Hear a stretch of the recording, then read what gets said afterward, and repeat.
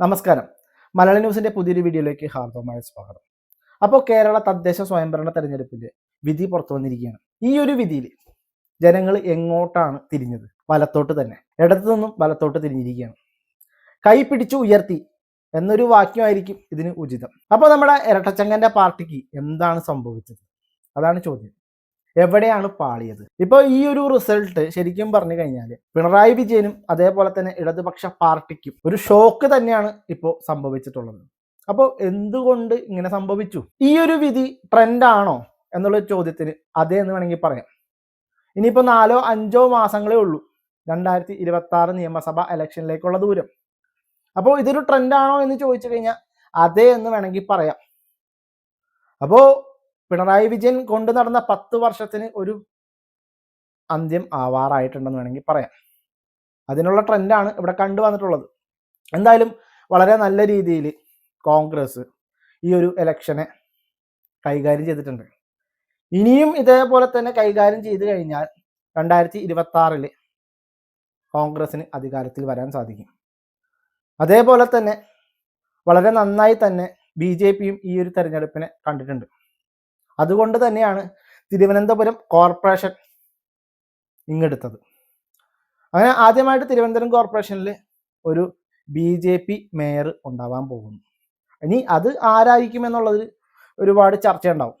പക്ഷേ ഈ തിരുവനന്തപുരം എന്ന് പറയുന്ന ഈ ഒരു സ്ഥലത്തെ ഇനി അറിയാൻ പോകുന്നത് ദേശീയ തലത്തിലായിരിക്കും ഇത് അറിയപ്പെടാൻ പോകുന്നത്. കാരണം BJP അവിടെ വിജയിച്ചു. അപ്പോൾ മൊത്തത്തിൽ നോക്കുമ്പോൾ ക്ഷീണം നമ്മുടെ ഇടതുപക്ഷ പാർട്ടിക്കാണ്, ഇരട്ടച്ചങ്കന് തന്നെയാണ്. തൻ്റെ ഭരണം അത്ര മോശമായത് കൊണ്ടാണ് ജനങ്ങൾ വലത്തോട്ട് തിരിഞ്ഞത് എന്ന് നമ്മുടെ പിണറായിക്ക് സമ്മതിക്കേണ്ട സമയമായിരിക്കുന്നു, അങ്ങനെ വേണമെങ്കിൽ പറയാം. അപ്പോൾ പിണറായിക്ക് എവിടെയായിരിക്കും പാളിയത്? വേറെ ഒന്നും ഇപ്പോൾ നോക്കണ്ട, നമ്മുടെ ശബരിമല സ്വർണ്ണപ്പാളി വിഷയം അതാണ് ഇപ്പോൾ കത്തിക്കൊണ്ടിരിക്കുന്നത്. ഈ ഒരു വിഷയത്തിൽ തന്നെ ആവണം ജനങ്ങൾ മാറി ചിന്തിച്ചിട്ടുള്ളത്. ചില ആളുകൾ നമുക്ക് നോക്കിയാൽ കാണാൻ പറ്റും, കഴിഞ്ഞ പ്രാവശ്യത്തിനേക്കാളും NDAക്ക് സീറ്റുകൾ കൂടുതലാണ്. അതേപോലെ തന്നെ NDA എന്തുകൊണ്ട് ഈ പറയുന്ന തിരുവനന്തപുരത്ത് അധികാരം പിടിച്ചു? അതിനെല്ലാത്തിനുള്ള ഉത്തരം നമ്മുടെ പിണറായി സർക്കാർ ഉണ്ടാക്കി വെച്ചിട്ടുള്ള ഈ സ്വർണ്ണപ്പാളി വിഷയം തന്നെയാണ്. അതുകൊണ്ട് മാത്രമാണ് ഇപ്പോൾ NDAക്ക് സീറ്റ് കൂടാനും അതേപോലെ തന്നെ ഈ പറഞ്ഞ നമ്മുടെ പിണറായി സർക്കാരിൻ്റെ ഇടതുപക്ഷ പാർട്ടികളുടെ സീറ്റ് കുത്തനെ കുറയാനും. ഏകദേശം 6 കോർപ്പറേഷനുകളിൽ LDF മുന്നേറുന്നത് ആകെ ഒരു സീറ്റിലാണ്, അതും കോഴിക്കോട്.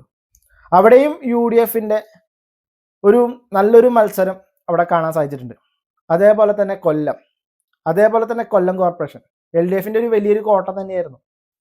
അവിടെയും UDF കൈയുയർത്തി പിടിച്ചു. അതേപോലെ തന്നെ കൊച്ചിൻ കോർപ്പറേഷൻ, അതും LDFൻ്റെ കയ്യിൽ നിന്നും UDF പിടിച്ചെടുത്തു. പിന്നെ ഒരു ആശ്വാസമായിരിക്കുന്നത് കോഴിക്കോട് മാത്രമാണ്. എന്നാലും കോഴിക്കോട് നല്ല രീതിയിൽ UDF മത്സരം കാഴ്ചവെച്ചിട്ടുണ്ട്. അതേപോലെ തന്നെ കണ്ണൂരും UDFന് നല്ല രീതിയിലൊരു മേൽക്കൈ ഉണ്ടായിട്ടുണ്ട്. ഇനി ഈ മുനിസിപ്പാലിറ്റിയുടെ കണക്കെടുത്ത് നോക്കുകയാണെന്നുണ്ടെങ്കിലും 86 സീറ്റ് വരുന്ന മുനിസിപ്പാലിറ്റിയിൽ 28 എണ്ണം LDFനും 54 എണ്ണം UDFനും 2 എണ്ണം NDAക്കും പോയിട്ടുണ്ട്. അവിടെയും UDFന്റെ മേൽക്കൈ നമുക്ക് കാണാൻ സാധിക്കും. അതാണ് ഞാൻ പറഞ്ഞത്, ഈ പറയുന്ന 2024 വരാൻ പോകുന്ന നിയമസഭാ ഇലക്ഷനിൽ ഇതൊരു ട്രെൻഡായി തന്നെ കണക്കാക്കാം.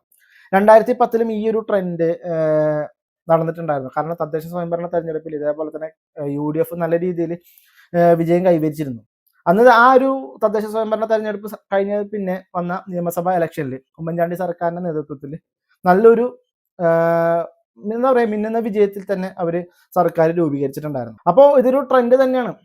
ജനങ്ങൾ എങ്ങോട്ടാണ് ചിന്തിക്കുന്നത് എന്നുള്ളതിന് ഏറ്റവും വലിയ ട്രെൻഡാണ് ഇപ്പോൾ കണ്ടുവന്നിട്ടുള്ളത്.